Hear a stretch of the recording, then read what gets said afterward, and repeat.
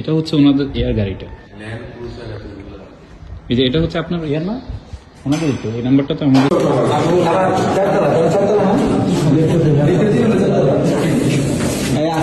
রাত্রেবেলা তো সবটাই বেশি।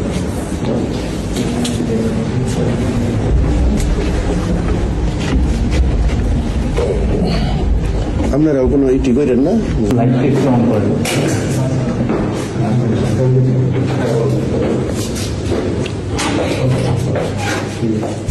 আমরা তো ভেতরে আসতে পারি।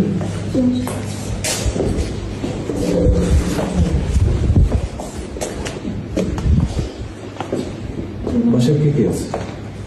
বাসায় আমি আমার ভাই আছে।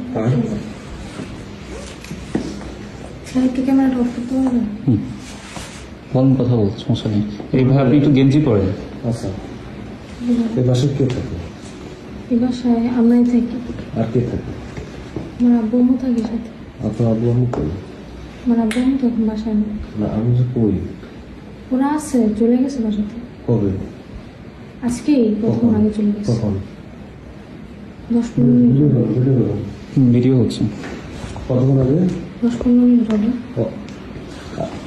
এখন বাজে কটা? 3টা।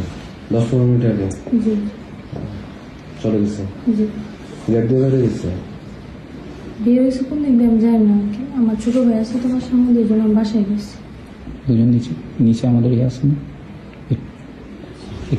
একজন নিচে চলে যান ছাদের উপরটা। আলী হোসেন শিশির। তিনি কোথায়? উনিও চলে গেছে বাসায়। আমরা একটু দেখতে পারি? হ্যাঁ দেখেন, সমস্যা নেই, দেখেন দেখেন।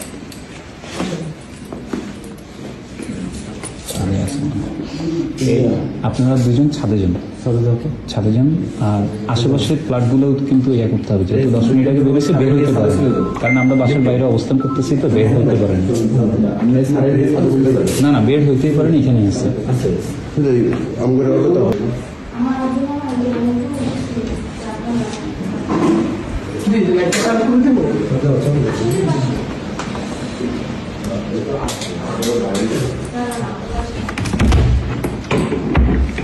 বক্সগুলো তো দেখেন, উপরের বক্সগুলো থেকে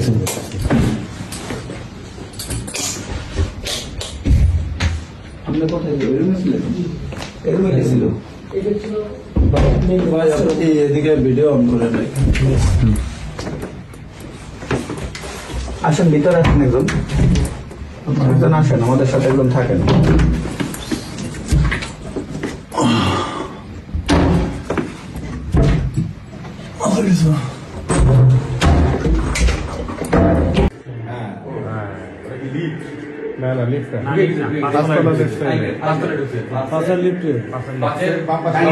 সম্পূর্ণ দায়ভার আপনি। অবশ্যই আমার দায়ভার। ঠিক আছে, যদি ফুটেজ ডিলিট করে সম্পূর্ণ দায়ভার আপনার। ফুটেজ যদি ফুটেজ না, শুধু সবকিছু হইলে আমার দায়ভার। আমি বাসার কেয়ারটেকার না। ঠিক আছে, ওকে, থ্যাংক ইউ। ঠিক আছে, থ্যাংক ইউ।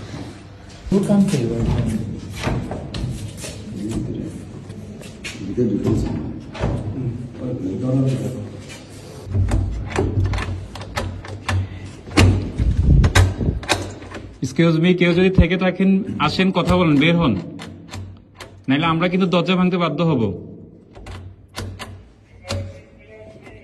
আপনারা যদি ভিতরে কেউ থেকে থাকেন একটু কাইন্ডলি একটু কোঅপারেট করে বের হন, নাহলে আমরা কিন্তু দরজা ভাঙতে ইয়া করবো।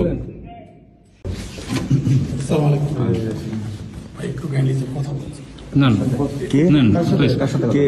একটু কথা বলেন কে? ভাই, আমি তো স্যার আসেন, সামনে আসেন, সামনে আসেন। সমস্যা নাই। বলেন। ভাই, আপনার মহিলা বন্ধ করে আপনি একটু আসেন। আপনি না বলেন, আমাদের সাথে বলেন। তাহলে আসেন, আপনার মহিলা বন্ধ করে দেন ভাই।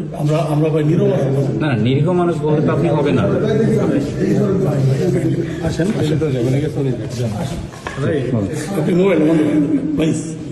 না না, আমাদের এটা এটা এটা মোবাইল বন্ধ করে দেন, কোনো সমস্যা নেই। কোনো সমস্যা নাই, বলেন, আপনি বলেন। মোবাইল চালু থাকুন, সমস্যা নেই। না না, মোবাইল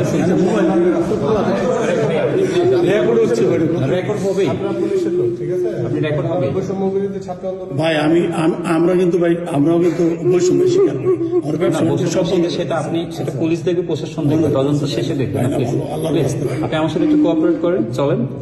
উনি মহিলা মানুষ, ওনাকে কষ্ট দেন, আপনার বাসায় পৌঁছে ভাই আল্লাহ বাঁচতে ভাই আমরা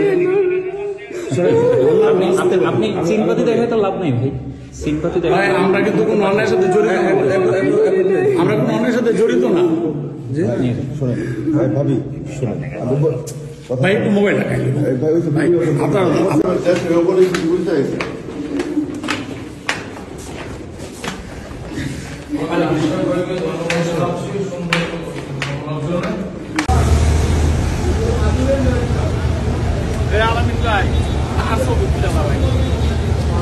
ভাই আমি আপনার বাইরে আছি। বাতারা থানা যে রাখছি, আপনার তো আপনার না ভিডিও জাস্ট একটা লাস্ট একটা না এটা তো ভাই একেবারে পার্সোনাল ম্যাটার। আমি ওনার আমি তো উনি যারা ব্যবসায়ী মানুষ এটা তো খুব ইম্পর্টেন্ট, এটা হইতাছে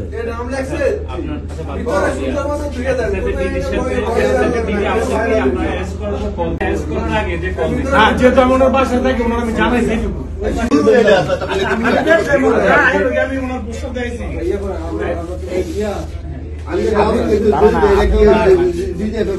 আসসালামু আলাইকুম, আমি একজন আন্দোলনকারী, বৈষম্যবিরোধী ছাত্র আন্দোলন। গতকাল রাতে একটি ইনফরমেশনের ভিত্তিতে আমরা বৈষম্যবিরোধী ছাত্র আন্দোলন স্টুডেন্টরা কে ব্লকের 19 নম্বর রোডের একটি বাসায় আমরা আসি। আমাদের ইনফরমেশনটা ছিল যে আওয়ামী লীগের আলী হোসেন শিশির, যিনি আওয়ামী লীগের কেন্দ্রীয় শিল্প এবং বাণিজ্য বিষয়ক উপকমিটির একজন সদস্য এবং নরসিংদী 1 আসনের থেকে আওয়ামী লীগের এমপি ক্যান্ডিডেট ছিল, এবং তিনি নরসিংদী জেলা আওয়ামী লীগের প্রচার সম্পাদক, এবং তিনি ওনার বিরুদ্ধে কয়েকটি হত্যা মামলা আছে, 4টি হত্যা মামলা আছে, 2টি হত্যা চেষ্টা এবং 2টি হত্যা মামলা। তো পরবর্তীতে আমরা পুলিশের সহযোগিতায়, পুলিশের প্রশাসনের সহযোগিতায় 2 থেকে 3 ঘন্টা আমরা বাসাতে ঘিরে রাখি। পরবর্তী পুলিশ প্রশাসন আসার পরে আমরা বাসাটাতে যাই। যাওয়ার পরে প্রথমে আমরা বাসাটাতে যখন যাই, সর্বপ্রথম অনেক কাহিনী আমাদেরকে করতে হয়, বিভিন্ন জায়গা থেকে দলীয় একটা চাপ থাকে। বিএনপির কিছু নেতাকর্মী ছিল, আমাদেরকে করতেছিল, বা পরবর্তীতে একটা সময় তারা চলে যায়। পরবর্তীতে আমরা স্টুডেন্টরা, বৈষম্যবিরোধী ছাত্র আন্দোলন স্টুডেন্টরা পুলিশের সহযোগিতায় আমরা বাসার 3 তলার ফ্লোরটাতে উঠি। ওঠার পরবর্তীতে আমরা ওই ফ্লোরে অনেক খোঁজাখুঁজি করেও আমরা তাকে পাই না। তার পরবর্তীতে আমরা সিসিটিভি ফুটেজ আমরা চেক করি, নিচের বিল্ডিংয়ের ম্যানেজারের ওইখান থেকে আমরা সিসিটিভি ফুটেজ চেক করে আমরা পরবর্তীতে 4 তলায় একটা কক্ষতে যাই আমাদের সিসিটিভি ফুটেজ অনুযায়ী। সেখানে আমরা আওয়ামী লীগের সেই নেতাকে পাই। তার পরবর্তীতে তিনি সর্বপ্রথম যখন গেটটা খোলে, আমরা পুলিশ সহ প্রায় 5 থেকে 10 মিনিট হচ্ছে আমরা ওনার এয়াতেই কথা বলতেছিলাম যে প্লিজ দরজা খুলেন। উনি কোনোভাবেই দরজা খুলতেছে না। আর উনি মেনলি ওই দরজা খোলার আগে অবস্থায় ওনার ফোন থেকে, ওনার ফোন অফ ছিল, ওনার মেয়ের ফোন থেকে বা বিভিন্ন জায়গা থেকে কল আসতেছিল, ওনার মেয়ে শুধু বারবার ফোনটা হাইড করতেছিল। যাই হোক, সেটি আমাদের দেখার বিষয় না। আমরা তাকে যখন আইডেন্টিফাই করতে পারি, ওই বাসাটার মধ্যে ছিল, কনস্ট্রাকশনের যে বিল্ডিংটা ছিল ওইখানে ছিল উনি। পরবর্তীতে আমরা ওনাকে অনেকবার চেষ্টা করেও তারপর পরবর্তী একটা সময় আমরা যখন ভিতরে ঢুকতে পারি, পুলিশ প্রশাসনের সহযোগিতায় যখন রুমটার দরজা খোলা হয়, উনি কলে কথা বলা অবস্থায়, যেটা একটু পরে আপনারা কমেন্টের ভিডিও লিঙ্কে আমি ভিডিও দিয়ে দিব, আপনি সেখানে দেখতে পারবেন। তো উনি ডিরেক্ট আমাকে একটা কল ধরায়, আমাকে এবং পুলিশের যে দায়িত্বরত কর্মকর্তারা যারা ছিলেন তাদেরকে কল ধরায় দিয়ে বলেন একটু কথা বলেন। তো আমি ডিরেক্ট বলতেছি আপনার কোনো কল ধরা হবে না, প্লিজ আপনি একটু কলটা রাখেন, আপনার সাথে কথা আছে, আপনি একটু থানায় চলেন। পরবর্তীতে উনি আমাকে ওইখানে রানিং অবস্থায় বর্তমান এসএসএফের ডিজি, তার ব্যক্তিগত পিএস ডিজি, উনি আমাকে কল দেন। কল দিয়ে আমাকে না দারোয়ানের নাম্বারে কল দেয়। দারোয়ানের নাম্বারে কল দিয়ে আমার সাথে কথা বলতে চায়। প্রথমে আমার পরিচয় জানতে চায়। দারোয়ান আমার পরিচয় না জানানোর পরে উনি পরবর্তীতে কোনো না কোনো সামহাও কোনো মাধ্যমে উনি আমার পরিচয় নিশ্চিত করে আমাকে বলতেছে, আলামিন ভাই, উনি ওনার পরিচয় দিল। আমার নামটা উনি কীভাবে জেনেছে আমি সেটাও অবাক হয়ে গেছি, কীভাবে উনি আমার নামটা জানলেন। পরবর্তীতে উনি যখন আমাকে বলতেছে, উনি আমাকে অনেক স্পেশালি রিকোয়েস্ট করতেছে, দেখেন ওনার জন্য ওনাকে কোনোভাবে কি ছেড়ে দেওয়া যায় কি না। তা আমি বললাম, দেখেন আমি আমার দায়িত্ববোধ থেকে, নৈতিকতার দিক থেকে আমি কখনো ওনাকে ছাড়তে পারি না। কারণ একটা আওয়ামী লীগের হত্যা মামলার আসামিকে আমি কীভাবে ছেড়ে দিই। আমি কোশ্চেনটা ওনাকে করি, তারপরে উনি বিভিন্ন মাধ্যমে উনি কথা বলে, বাট আমি স্ট্রেট ফরওয়ার্ড স্পষ্ট ভাষায় আমি ওনাকে জানিয়ে দিই যে দেখেন আমার এখানে আসলে আমি কোনোভাবেই আমি এই জিনিসে আপনারা যা করতেছেন এটাও কিন্তু একটা ক্রাইমের মধ্যে পড়ে, কারণ একজন হত্যাকারীকে আপনি বাঁচাতে এসে এখন আর আপনি এমন একটা গুরুত্বপূর্ণ দায়িত্ব থেকে আপনি আপনার পক্ষ থেকে আমি এই কলটা কখনো আশা করিনি। তো উনি আমার সাথে প্রায় 34 সেকেন্ডের মতন কথা বলে। পরবর্তীতে এসএসএফ ডিজি পিএসসি নাম্বার থেকে আবার আমার সাথে যোগাযোগ করে, ওনারও সেম তদবির। আমি স্পষ্ট ভাষায় ওনাকেও আমি সেম বলি যে দেখেন আমি কোনোভাবেই এটা আমি করবো না, আমি ওনাকে পুলিশ প্রশাসনের মাধ্যমে আমরা যেহেতু আছে আমরা পুলিশ হস্তান্তর করে দিব, এটাই আমাদের। পরবর্তীতে আমি যখন ওনাকে নিয়ে নিচে যাই, এর পরবর্তীতে ওইখানে ফোনে আরও 2টা কল আসে। সরকারি উচ্চপদস্থ সেনা অফিসার একজন মনে হয় ব্রিগেডিয়ার জেনারেল, কোনো একটা ক্যান্টনমেন্ট কলেজে আছে, ঢাকা ক্যান্টনমেন্ট পাবলিক কলেজে অথবা অন্য কোনো একটা ক্যান্টনমেন্ট কলেজে, ঢাকা ক্যান্টনমেন্টের মধ্যেই উনি তখন আসে। উনি আসার পরে হচ্ছে উনি কল দিয়ে আমাকে সেম ওই যে পিএসের মতন তদবির করতে বলে। উনি তদবির করে পরবর্তীতে যখন আমি ওনার তদবির আমি স্পষ্ট ভাষা ওনাকেও জানিয়ে দিয়েছি যে দেখেন এর আগেও 2জন আমাকে কল দিয়েছে, তো আমি আপনার পরিচয়টা আগে একটু কনফার্ম হই। তো উনি ওনার পরিচয় দেয়, লেফটেন্যান্ট কর্নেল নাকি ব্রিগেডিয়ার জেনারেল, হয়তো আমার মনে পড়ছে না, বাট ওইরকম কিছু একটা পরিচয় দেয়, প্রিন্সিপাল পরিচয় দিয়ে ওনাকে বলে যে হচ্ছে ওনাকে ছেড়ে দিতে। তো আমি বলছি আপনি কি জানেন উনি একজন হত্যা মামলার আসামি? তো সেটি জেনেও ওনারা আমার দিক থেকে আমাকে যথেষ্ট রিকোয়েস্ট করেন, বলতেছে আলামিন ভাই একটু একটু ছেড়ে দেন। তো আমি কোনোভাবে ওনাদের কথায় রাজি হচ্ছিলাম না।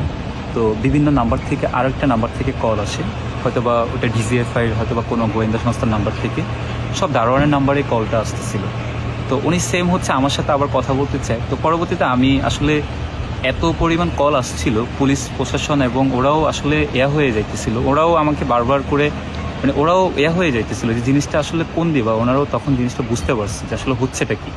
তো আমাদের দিক থেকে বৈষম্যবিরোধী ছাত্র আন্দোলনের দিক থেকে আমাদের ইমার্জেন্সি সেলের আমাদের ভাইয়েরা ছিল, ইমার্জেন্সি সেল ক্রাইসিস সেল ছিল, এবং আমাদের বিশেষ করে আতিক শাহরিয়ার ভাই আমাদের পরিকল্পনার বাস্তবায়ন সেলের ভাইও যথেষ্ট সহযোগিতা করার পরে একটা মাধ্যমে আমরা সবার সহযোগিতা পুলিশ প্রশাসনের সহযোগিতা নিয়ে পরে আমরা ওনাকে থানাতে নিয়ে যাওয়ার পরবর্তীতে থানাতেও ওনারা দেখি বিভিন্ন মাধ্যম থেকে কল আসতেছে বা আমাদের কাছে হুমকি ধমকি আসতেছে যে আমরা হচ্ছে কেন ওনাকে নিয়ে আসি, বা বিভিন্ন জায়গা থেকে আমাকেও হুমকি ধমকি দেওয়া হচ্ছে যে কেন আমরা ওনার মতন একজন লোককে, কিন্তু আসলে এখানে যে তদবির করতে আসছে বা হচ্ছে তারা যে আমাদের কাছে বলতেছে তাকে সেফ এক্সিট দেওয়ার জন্য, আর তারা আসলে কতটুকু চেনা রাষ্ট্রের এরকম গুরুত্বপূর্ণ একটা দায়িত্ব থেকে আমাদের ডক্টর ইউনূস স্যারের নিরাপত্তায় থেকে তিনি কিভাবে তার বাসার মধ্যে থেকে একজন আওয়ামী লীগের ফ্যাসিস্টের হত্যাকারীকে কিভাবে পাওয়া যায় সেটি আমার আজ প্রশ্ন। আর আমার আরেকটি প্রশ্ন হচ্ছে যে এই সরকার ডক্টর ইউনূস কতটুকু নিরাপদ, ওনার যে ডিজি এসএসএফের দায়িত্বে আছেন তা আমাদের ডক্টর ইউনূস স্যার কতটুকু নিরাপদ ওনার কাছে? অভিযান শেষে যখন পুলিশ ওনাকে নিয়ে গেল আওয়ামী লীগের নেতা, তারপর র্যাবের কে আসছিল? ওনার নাম তো আমি জানি না। র্যাবের আসার পর উনি কি জিজ্ঞাসাবাদ করছে আর কি জিনিস নিয়ে গেছে? সিকিউরিটির লোক আসছে, এসে আমাকে জিজ্ঞাসাবাদ করছে যে কি হয়েছিল। আচ্ছা, উনি কি র্যাব কি ড্রেসে আসছে নাকি ড্রেস ছাড়া আসছে? ইউনিফর্মে আসছে। ইউনিফর্মে কি গাড়ি নিয়ে আসছিল? হ্যাঁ, গাড়ি নিয়ে আসছে। কয়জন আসছিল এক গাড়িতে? স্যার গাড়িতে কয়জন আসছে জানি না, ভিতরে আসছে 3 জন। ভিতরে আসছে 3 জন। ওকে, জিজ্ঞাসাবাদ করে চলে গেছে যে কি হয়েছে? উনি কি সিসিটিভি চেক করছে? না, কোনো কিছু চেক করে নাই। সিসিটিভি নাকি নিয়ে গেছে, একটু আগে আমাকে বললেন। কখন আপনার বলেন? ও সিসিটিভি জাস্ট চেক করে চলে গেছে। না আমার সাথে কথা বলেছে। আচ্ছা, ঠিক আছে, আচ্ছা ঠিক আছে, ওকে। আমি হচ্ছে ফ্ল্যাট মালিককে ফোন দিচ্ছি। ফ্ল্যাট মালিক কে? ফ্ল্যাট মালিক হচ্ছে মাহবুব সামদ চৌধুরী, মেজর জেনারেল। জি। উনি এখন বর্তমানে কোথায় আছে? উনি এসএসএফ আছে। এসএসএফ আছে, ডিজি। জি। ওনার পিএস কে ফোন দিয়ে আপনি কি বলছেন? 3 মিনিট কি কথা বলছেন? আমি ওনার পিএস কে ফোন দিয়ে বলছি যে পুলিশ আসছে আপনার ফ্ল্যাটে, আর হচ্ছে আমি তো তখন আপনাদেরকে জানি না, আমি পুলিশ জানি। আর আপনার পিএসটা আমার ফোনও কথা বলছে, আমার সাথে কথা বলছে, আমাকে তদবির করছে ওনাকে ছেড়ে দেওয়ার জন্য। যাক, আপনি একটু ফোনটা আমাকে একটু বাইর করে দেখেন, একটু ফোনটা একটু করুন। স্যার ফোন তো আপনি নিলে নিয়েছেন। আসসালামু আলাইকুম স্যার, ওনারে তাড়াতাড়ি বেরিয়ে যেতে বলেন স্যার, উনি যেতে চাচ্ছে না, ওনাকে বাসা থেকে বেরিয়ে যেতে বলেন। কোথায় নিয়ে যেতে পারে? স্যার আপনি আচ্ছা, আস্তে আস্তে, আমি বলি please, বলবেন না, please, আমি please. এই কথাটা তো অন্যরকম শোনাচ্ছে। না না আমি এগুলো আপনাকে এক কথা, স্যার। এগুলো আমি জানি আমি আপনাকে ইয়ে করতেছি। আমি আপনাকে বলি একটু দাঁড়ান প্লিজ আমাকে একটু। যখন আপনাদের সাথে যাইতে যাচ্ছিল না তখন আমি ওনাকে আচ্ছা না না ঠিক আচ্ছা আছে, ওটা সমস্যা নেই, বুঝতে পারছি, সমস্যা নেই। আর র্যাব থেকে যে আসলে এটা ওনাকে আপনি বলেন নাই? কাজ করতে দেন, নাইলে কিন্তু এ করেন না, ঝামেলা করেন না। প্রিন্সিপাল ক্যান্টনমেন্ট পাবলিক, উনি কল দিয়েছিল আমাকে। আমি আপনার কল দিচ্ছি। উনি ওই যে আপনার ফোনেই তো কল দিয়েছে। হ্যাঁ, উনি হচ্ছে ভাড়াটিয়া এখানকার। এটা আগের। আগে বাদ দাও না, না, দাঁড়াও। ঢুকে দেখো কে আছে। ওই যে 1টা থেকে শুরু হয়েছে। বিশ্বাস নাকি চলে গেছে, মেসেজে জানান আমাকে ডিজিএস পিএস কল করবে, রিসিভ করবেন অলওয়েজ। ট্রিভিয়ালি শিশির, ছবিটা নাও। এটা কি উনি তো? শিশিরই তো। এটা তো ওই যে যারা গ্রেপ্তার করছে। ঠিক আছে। তারপরে এই যে দেখো, এই যে বাবুল হোসেন 6B, রাখো রাখো রাখো, এগুলা বারাটিয়া। তারপরে এই যে সার্জেন্ট পিএস